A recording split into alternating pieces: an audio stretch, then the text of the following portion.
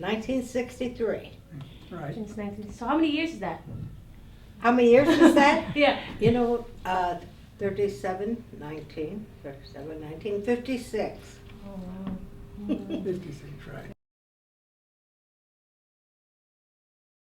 So who was the pastor then? McLaughlin, Amos McLaughlin. Can you tell us something about him? What you can remember? You know what I remember the most? What? He cleared his throat all the time. He what? Cleared his throat all the time. Oh. Man, you weren't here, were you? Hey, he when he would give any sermons, he'd start talking, and then he was, and this happened all through everything. I don't know if it was a tick or if it. I don't know. I don't know why he did it, but he did it. He was a quiet man. I know he liked to watch the children on the playground. He would go out and watch the school kids, and he was very into the Olympics, and he even went to the Olympics in Germany. Oh. And my youngest daughter was very athletic, and he told me, "You keep her going, because she's really good." Because he'd go out on the playground and see her tumbling around, but he wasn't a real personable person. I mean, you didn't talk to him. He wasn't one to come up and just sit and have a conversation or anything. But So he's pretty quiet. and Well, he stayed here from 1950 to 1973. Right. see, I couldn't have told you that. I didn't remember when he Yeah. left. He was probably he stayed the second longest. Was he really? Father Didi was the longest. Well, that would make sense. So at that time there was still a school then. Yes, there was a Were school. were your kids in school? Uh, Here in St. at Margaret one Mary? point, we had 5 here. Oh really? Yeah, but yeah, I can remember when my youngest came. I brought him to school, and he cried. He didn't want to stay, and it was hard to leave him and walk out because he was my baby. So who were the teachers? Are they all nuns? Or? You know, I just asked somebody yesterday if some of them were still alive. I kept trying to think. Melita, was Sister Melita the music teacher? No, I can't remember. I remember her from music. Really nice. We had a nun that was the principal, and I just thought of her name yesterday, and today it's not with me. She and I just asked somebody if she was still alive, and they didn't know the answer to that, if she's still here or not. Okay. Father Didi's sister, one of them, taught here. Oh, is she the one who's now at St. Margaret Mary? She's out St. Mary. Yes, she's out there now. Okay, we were asking that question. Jerry and I were talking about that, and we know she's still alive. So. Well, someone just said to me today, they need to interview her. Yeah. Because she was here for a while. What's her name again? Oh, okay, I think we have that. I'm terrible with names. Jerry. I can I tell think you. there's two sisters of I can Father- remember 50 years ago, but yesterday I can't. Father I remember Father Winterholt. He was here before McLaughlin, Mm. but wasn't members of the parish. But he attended my classes at ISU because he was a fisherman. Ah. And the vice presidents and everybody attended them classes because they couldn't believe we was teaching fishing. And he won a prize. What do you remember from Father McLaughlin? He was already here. How about Father Winterhalter? Did you ever get to meet him? The one preceding Father McLaughlin? We weren't here when he was here. Okay. He knows him from Then he something went, else. he went to St. Pat's after he was here. Yeah. And when he was at St. Pat's, he attended my classes at ISU. At that time, I was teaching fishing. We moved to this area. We're from Tell City, and I don't know if you know where that is. That's in southern Indiana. It's the training place for every Yeah. priest in Indiana. They always send them there first. Father Rick was at our parish for a couple of years. Most priests go there first. Don't have, it's like the training station. Yeah. But anyway, the church at Tell City is identical to St. Patrick's Church. Mhm. So when we first came to town, we went to St. Pat's because that was like being at home. Mhm. But then when we moved south, we moved over here on 9th Street, so we ended up coming here. And of course there was the school, and that was great, and it was handy. And then we lived a block from here, Mhm. and it was just, the kids walked to school, you know, and it was great, and they liked it, and it was, we had a full school then. Yeah, yeah. I mean, classes were full, and you know, when you look at the pictures of First Communion classes, There's a that's lot. because of the school, and We had all kind of sports programs. We had basketball Yeah. teams. Mhm. we were part of that. I coached back then in those early years. Basketball. Basketball. And Yeah. we also had football teams. So, We had a sports group of parents that raised every penny that was used for the sports program. The school and the church did not have to spend one penny on sports. Our group did it all. We had fundraisers and we raised it all. And we had some really good teams, and the kids thoroughly enjoyed their sports. So how many grades did they teach then? No kindergarten, No kindergarten then, so first to 8th? 8th. How big were the classes at that time? How big was what? The- How the big were the classes, classes? Like first grade, how many I would students? say, what, maybe 20? Oh, really? I would say at least 20. And we had some lay teachers. Linda Tanous from our parish, she was a teacher here for a couple of years. And Mrs. Devlin, and she's dead now, but she was a great teacher here for a lot of years. And we had some really good teachers. We were raised by Benedictine nuns. Nice. And these are Providence, and there's a world of difference. Oh, really? They were, They didn't have yardsticks here in this. yeah, the Benedictines were good with that. So do you have any funniest moment here in school or in the parish that you can remember? Funniest moment? You know, I can remember a lot of fun times. Mhm. On one day, I don't know if it was one day a month, I think, they would, the Altar Society or the Mothers, I think it was the Mothers Club. There was a big Mothers Club that did a lot at the school. And they would fix hot dogs for the kids for lunch, and they'd have a hot dog lunch once a month. I don't know what they did, but they had the best hot dogs. And I never could figure out why theirs were so good. But the kids always look forward to that, you know, because they didn't have a cafeteria here. Mhm. We just had a small kitchen in the basement, so they had to bring their lunch. Lunch. Ah. But oh, those hot dogs were really good.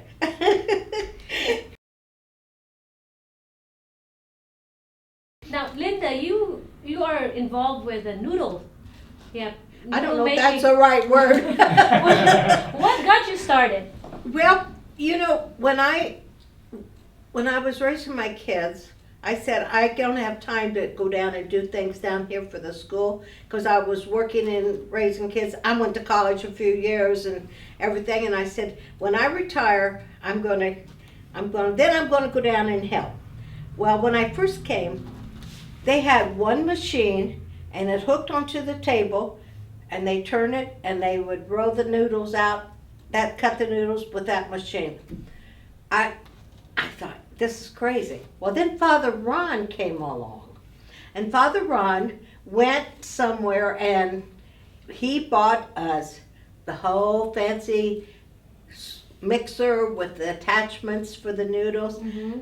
and got us started. And I always blame him for all this work we're doing. I always say, Father, it's your fault. But he got to say, well, then we needed more. One wasn't enough, and we now own 6. Wow. And we have 20-some people that always help. And it's really wonderful to see. You know, we have men that come down and roll dough, and they don't mind. They enjoy it, I think. And I try to feed them lunch, and we're there all day, and then the next day you got to drive. But it got so big, and I don't, you know, it just, the minute Father bought that machine, all of a sudden we just went, you know. And then Father Ron said one day, he said something about, well, you're the noodle lady. And I said, Father, that sounds really old. He just laughed, well, that's what it is. So anyway. Our lunches were different. They never had turtle soup till we showed up here. And turtle soup was That's from the true. south. I served them turtle soup for lunch Of a course, the couple of government has times. interfered. We can't call it turtle soup anymore. Yeah.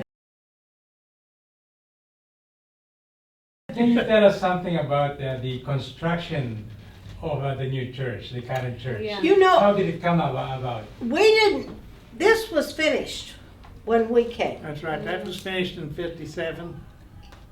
I And don't of course, know. we came in '58. Oh, okay, there was already that. The Terre Haute. So it was done when we got here. In Right. fact, I talked to people who went to school in this building, and they said, well, the church was on one floor and the school was on the other, and then we didn't have enough room, and they had to build the church and give us the whole building. And see, we don't know those days, but I think it's really interesting how it all took place. But it was set up differently, right? Like it's not facing the way it is now when you were starting. It was, yes, it was facing in, well, we had the choir up there at the east No. end, and the choir and the organ.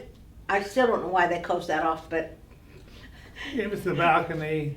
Oh, there was a That's balcony closed there. off now. Ah. sometimes we'd have to use it for extra seating, you know, when we were full and The stuff. one on top of the cry room, you mean? Yeah. Yes. Ah. Yeah, that wall wasn't there. That Ah, was so it was that. open then. It was open, It and was a 2-floor. organ was up there, Right. and Oh, and- so and- they have more space then. yeah, and you know, we always had organ music.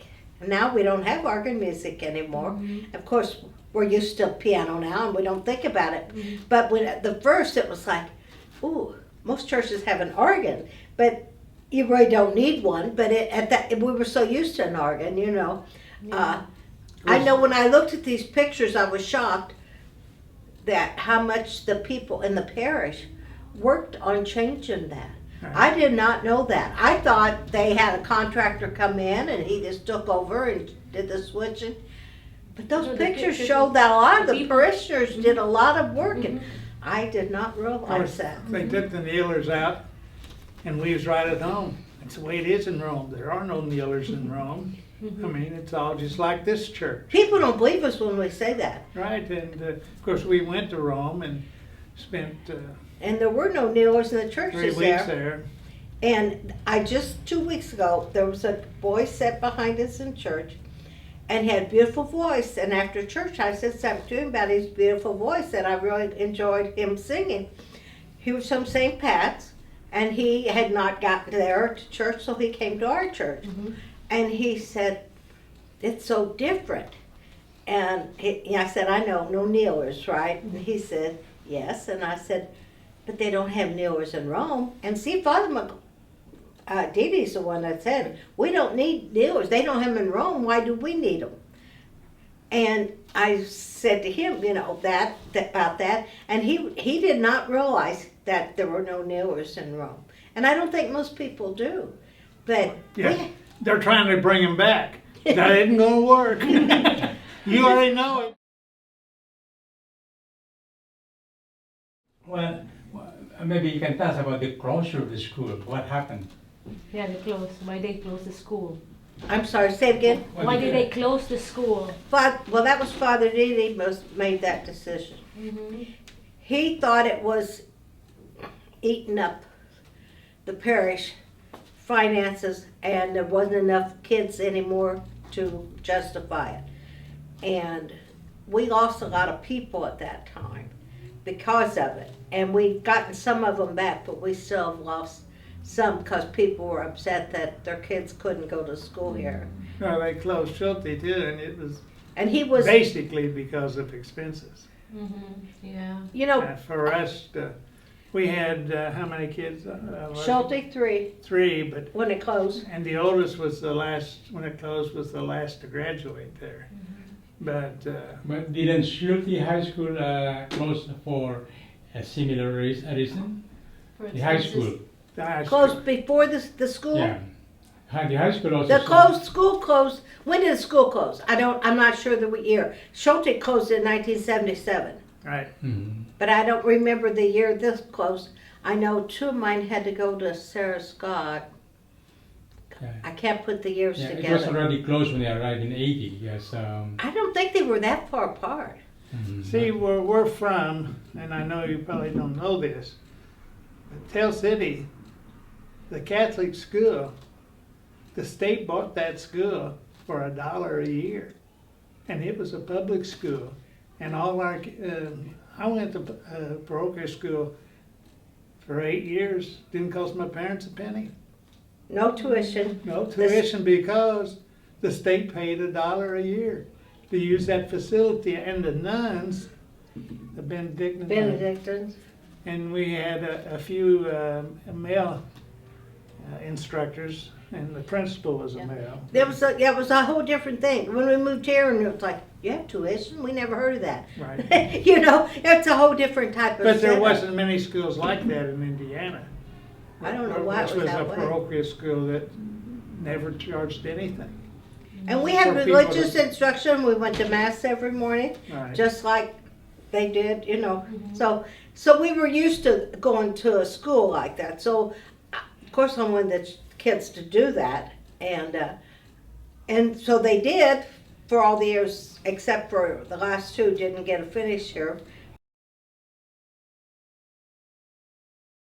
This was, in it, Schulte was like this, and so was this school. It's like a family. You know, when you go to a public school, I don't think you have that same cohesiveness, that family thing. Yeah, But it's when a you small go group. to a parochial school, I don't know if it's the numbers or if it's, I don't know what it is, but the kids are like family. It's just, they think of themselves as, you know, I remember when my one daughter had to go to South after Schulte closed, she made a lot of enemies because when they would play North and her friends who she went with to Schulte were playing, she cheered for them. Well, that's a no-no, but that's her family. You know, it's like that, and that's a good thing. You know, I think that was really a good thing. And Father Didi was, I can tell you a little bit about Father Didi in the sense that Father Didi came from a family, Anna, you know this, of all religions. He did not know how to talk to children. And it was because he was never really around a lot of children. There were no grandkids or anything, and he had a hard time talking to children. And he was one of those that if you, I don't know how to explain it. Like one time, for instance, I went to a funeral on Saturday morning, and then I went to Mass. And he said to me after Mass that evening, he said, "You were here this morning. Are you trying to get to heaven quick?" And I looked at him and I said, "Well, Father, will it work?" He never said another thing to me about like that, you know, but that's what you had to do with him. You know, he just wasn't one that you had to learn to just go along with him, and it took me a while to learn that. And some people never did learn that, and they'd say, "I just don't understand him." And I said, you've got to treat him like he treats you. Otherwise, you just can't make it with him, you know, and stuff. But he had a great family. You know, they lived up here. His family lived on Center Street. And they had a big black dog, big blackie. And those nuns would walk that dog past our house. I'd see them walking that dog, or the dog walked them, I think. And the whole family, you know, you'd see them all the time. And they just were a wonderful family. They really were. But you had to get to know him. And then after that, Father Ron, he was really a delight. I still to this day can sit down with him, and he's a teacher. I've always said he's a teacher. When he preaches, he's teaching. And if you really listen to him, you can learn a lot. And when he first left, I really missed that because he was a teacher. And then Father Rick comes, and he was just different. He made schedules, and he stuck to those schedules, and he was like, oh my God, you're wearing me out just rushing around. You know, he's always, and he was just different. I liked him, and to this day, you know, we still speak and stuff, but he was just different. And Father Dan is so down to earth country that I just thoroughly enjoy him. I mean, I have a granddaughter. Well, we both have a granddaughter in theological school in Seattle, and she's going to be a minister. And she came to church with me this summer, and she thinks Father Dan is just wonderful. she loves to listen to him. So, and I'm thinking she's more attuned to some things than I am. So it's really great, you know. But yeah, he's bringing people into our church. Yeah. You see, every week we have more and more people, and he's going to get them there. They're going to come back. And some of them left when Father Didi closed the schools, and I see some of them coming back. So, yeah, there's hope for this parish yet to build. You know, when our granddaughter was here and listening to Father Dan, she'd just given the same sermon that he was given that day. And it was a lot different, but the same principles were there. I mean, she was going to school, not as a Catholic school. I think we have a lot to look forward to. I think the parish is growing. I think we're getting people who like what they see here. And you know, I don't think anybody would deny this. We're known as the friendliest parish in Terre Haute. And if you hear people talk, they'll say that. I have a friend who moved to Terre Haute. She went around to check churches out. We were the only one that said, well, welcome, are you new? She said, I know where I belong. And that's what kind of church we have. What is your hope for the future of our parish? I think we're on the right track now. I think if we keep our heads level and don't try to do more than we can, I mean, do a little bit at a time, like they want to do some changes at the church and stuff, do little things, but let's just keep going the way we're going, and I think we're gonna grow. We're gonna grow. If you can visualize the next 100 years, or even the 50 years, we're not sure where we're going to go to church. If you think we're going to be automobiles here, there'll be no more Goodyear, Michelin tires, and none of that will be around. The church may have to be out there someplace. Outer space. We don't know. On television. Yeah. You just look at the past 100 years, what has happened to here, Yeah, the difference. and you look at the last 20 years, what's happened in the world.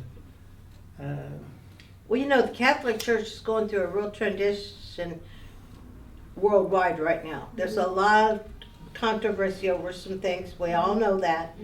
But I think they're going to come out on the other side ahead of the game. It's just we got to be patient and we got to ignore some of the negativism that's going on. And I think we're going to do fine. I do too.